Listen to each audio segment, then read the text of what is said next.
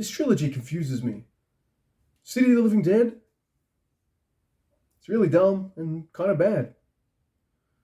The Beyond, the opposite of that. It's awesome. Masterpiece, even. And then you've got House by the Cemetery that's in the middle. And it just blows my mind. It's directed by Lucio Fulci. It's also written by Dardano Sacchetti and Giorgio Maurizio. And it also stars Catherine McCall. And this one has Paolo Malco in it as well. This movie's a little weird. And it's like you got this writer / research guy who takes his wife and son to a house by the cemetery to do some research about things. And what doesn't make sense to me is, I guess if this movie didn't have any supernatural elements, the movie would need to be an hour and a half, because it'd drag out and you'd only have maybe half an hour to 40 minutes worth of story. But because you do have these supernatural elements, I found those elements were like padding. They're all red herrings just to give really creepy atmosphere and shit, when none of it really matters at all. Because you've got this little kid, the son Bob, as they call him. I never really encountered many young kids called Bob. I thought people will get called Bob when they're older. Anyway, Bobby when they're kids, it doesn't matter.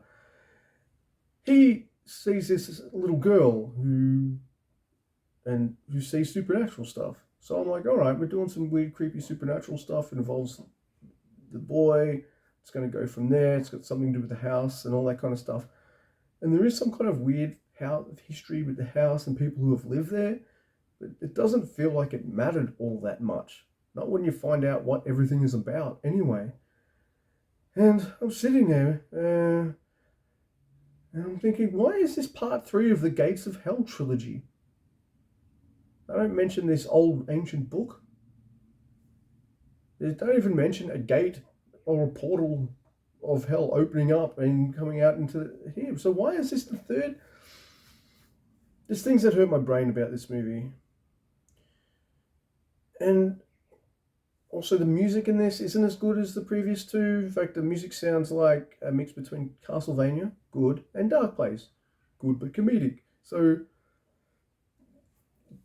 it's not that I don't like the score so much as I did in say the previous ones. But so there's some weird stuff here. Like this grand scheme of the story didn't need all this weird supernatural imagery. But what saves this movie for me is maybe the last 15 minutes, where it's fucking intense, on the edge of your seat, scary stuff, and I thought it was awesome. It's almost worth watching all of that stuff just to get to that last final moments where you're just like, whoa, okay. And then it goes from whoa to, oh god, that's fucked up. So I would rank this trilogy. You'd go like from worst to best. You'd go City of the Living Dead, House by the Cemetery, The Beyond. So you got a 3 out of 10. You got a 9 out of 10. Let's do this in threes. Yeah, so it's in threes. A 6 out of 10. There's some really good filmmaking in this, but I was going to say the filmmaking is one thing and the story is another. But Lucio Fulci had a hand in it, in the story as well. Just, you tighten up your screenplay, you probably got a better movie. Like, you could probably remake this and either make it more of the supernatural elements or more of the kind of slashier elements that you want it to be. There's some good weird shit in there too, like this mannequin at the start and all that. But once you've realised it doesn't really mean anything or lead anywhere, or it's kind of pointless, yeah. So 6. When I finished watching this movie, I just thought to myself, I'd rather just watch The Beyond again. And you should watch The Beyond. Man, that movie's awesome.